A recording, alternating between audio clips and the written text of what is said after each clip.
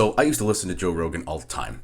I stopped listening to Joe Rogan about 8 years ago, but between the years of probably around 2011 to 2014, 2015, I listened to him, every time there was a new episode.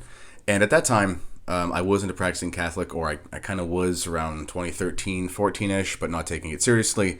And then I had sort of a big interior conversion, and then stopped listening to Joe Rogan because of all the, all the subject matter, of which there was a lot of bad stuff. Excuse me. Now, I'm not trying to be holier than thou, and I'm not puritanical about the things that people listen to. I think I've listened to 2 or 3 episodes of Joe Rogan since 2015, and I think it was, he interviewed Dr. Malone or Dr. McCullough, something to do with COVID, and it was just, the interview was really for the guest and not the host. But in any case, recently, Joe Rogan had a intelligent design theorist on his show. Last name is Meyer. I can't remember the first name. I apologize for that. But go to thekennedyreport.com and visit the TKR store to see our new products. Kennedy's Choice Beard Oil. You can use this on your beard to help with alleviating itchiness, dryness, and irritation of skin. And don't worry, no animals were used in testing this product except for myself. Use Kennedy's Choice Beard Balm for a softer, healthier, manageable beard that is made with natural ingredients. And trust me, I know a thing or two about beards. Visit thekennedyreport.com and check out the TKR store. The links for this are in the description. This fellow works with the Discovery Institute, which is a pretty interesting outlet. I've looked at a lot of the research before. Personally, I'm not an ancient Earth creationist type. I'm more of a young Earth creationist. But they do a lot of good work when it comes to sort of poking holes in the theory of evolution and some of the problems with it. But so I was fascinated. Somebody said, check this out. It's an interesting interview. Joe Rogan has basically a creationist on, at least of some sort. And this fellow is extremely smart. He's, educated out the wazoo and has all the PhD stuff and all the accolades from all the right places, Oxford, whatever. He can't be cast aside as the sort of creationist, caveman, unintelligent, not very serious person. So I listened to a lot of the interview, and I realized one of the reasons why I stopped listening to Joe Rogan. Not because there wasn't much obscenity actually in this episode. In fairness to Joe, he does seem like a very nice person, and he does seem like someone who, when there's a certain type of interlocutor, that he's going to actually respect that person's point of view and respect that person's sensibility. So he wasn't, dropping F-bombs or anything like that over and over again, which was nice to see. However, I realized why I stopped listening to Joe Rogan when I did, or one of the reasons. Joe Rogan is a relativist. He is mind-numbingly frustrating when he argues somebody. And there's a tweet that I'm going to put on the screen here today that illustrates the point I'm trying to get at here. So Joe Rogan tweeted earlier something, and I don't follow him on Twitter, but it came across my timeline. Research shows that the universe is actually 27 billion years old, and previously thought it was 13.6 or whatever. I find this extremely fascinating because Joe Rogan, he'll argue or debate or whatever till he's blue in the face against Christians about there not really being any conclusive proof, et cetera, for the existence of God or whatever. And he bases that off of the fact that there is a wealth of scientific data that supposedly makes claims in the scriptures untenable. Yet he posts this tweet about the universe being twice the age that they have apparently thought it was. And what does that mean? That means all of the theorists before they found this new magical research saying the universe was 13 billion something years old. What that means is they were all wrong. Now, people will say, well, that's not really how science works. No, that is how science works. If something wasn't right, then it was wrong. So if they said it was 13.6, then they were wrong, because apparently it's 27 or whatever. And another thing that's fascinating when watching Joe Rogan debate people or converse with them, excuse me, tickle in my throat,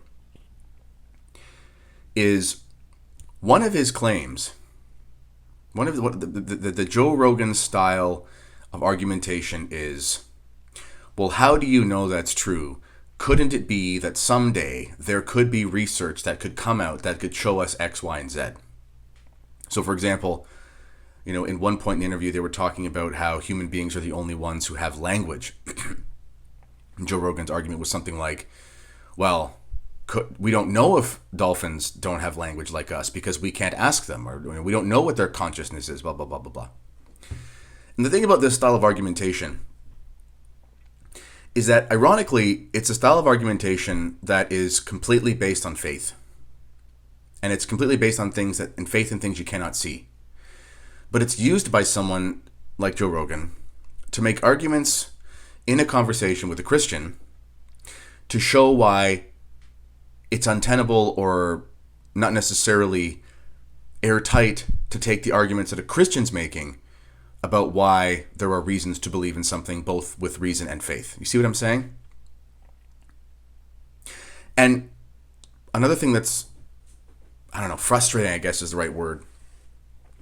When folks like Joe Rogan make these statements like, well, you never know if something happens at this time in a million years or whatever, everyone knows it's complete nonsense and it's dishonest. I'll give you an example.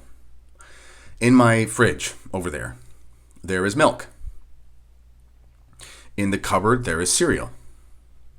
Now let's just say, because we can follow this Joe Rogan logic here, right? Well, who's to say that there one day couldn't be some research done that could create some sort of refrigerator that would never not get cold, and there was some sort of milk where you could have some sort of enzyme in it, and the milk could never go bad. So in that case, the milk could stay in the fridge for eternity. Whoa, crazy. Or, well, there's a way that you could have cereal that was able to withstand degradation and would never actually go bad. Let's just say that's true. Let's follow the Joe Rogan logic and say, yeah, come on. We don't know what's possible. Maybe there's eternal milk. Maybe there's eternal cereal. Okay. So who's to say that one day the milk won't evolve and have legs, and the cereal won't evolve to have wings, and it could jump off the shelf and pour itself into a bowl, and then the milk could walk over and pour itself in. Mind blown science. Now people will say, well, no, that's not really serious science. You're not basing that on any evidence. Exactly. There is no evidence for that. Just like there's no evidence for the stuff there's no evidence for. You see what I'm saying?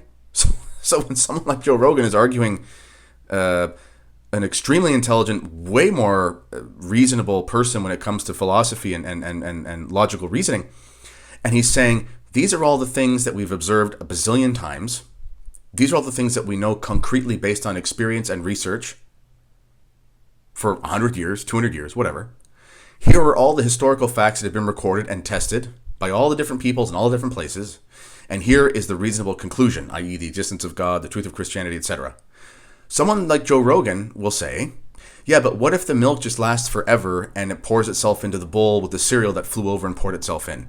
That is the quality of argument. And I bring this silly thing up because no one believes that with infinite amount of time, anything can happen. No one believes that. But to say, when it comes to religion or when it comes to Christianity or etc., the existence of God, whatever, that against that, things that will obviously never happen could possibly happen, this is disingenuous. G.K. Chesterton talked about this. I think it was an Orthodoxy. I might be wrong.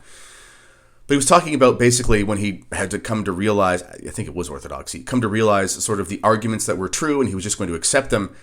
And he has a quick line in there as he does something like, of course you can't prove the hypothetical impossibility of something because it's impossible to prove a universal negative. In the sense of, if someone's going to say, well, since we've never seen something happen, therefore it's not impossible that that thing in some sort of way could happen someday, who knows? This isn't an argument.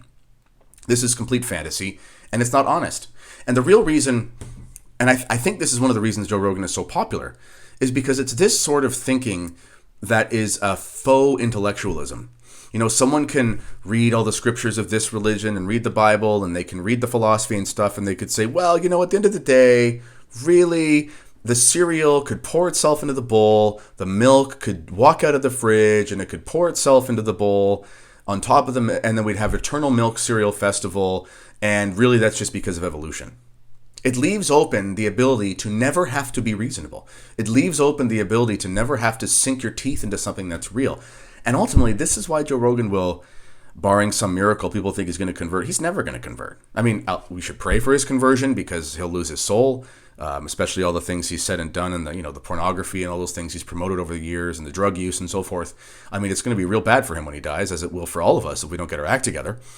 But the reason why intellectually there's no arguing this guy is because his argumentation is absurd. And ultimately, Joe Rogan argues as if he's a relativist, but then functions as if he's not. This is like modernism in the church. This is like postmodernism. The funny thing is, Joe Rogan's style of argumentation is the same type of argumentation that the blue-haired feminist lesbian dance theory professors use at university, but he will make fun of those people for being unreasonable about gender. But he has the same philosophical disposition. I don't know if he notices this.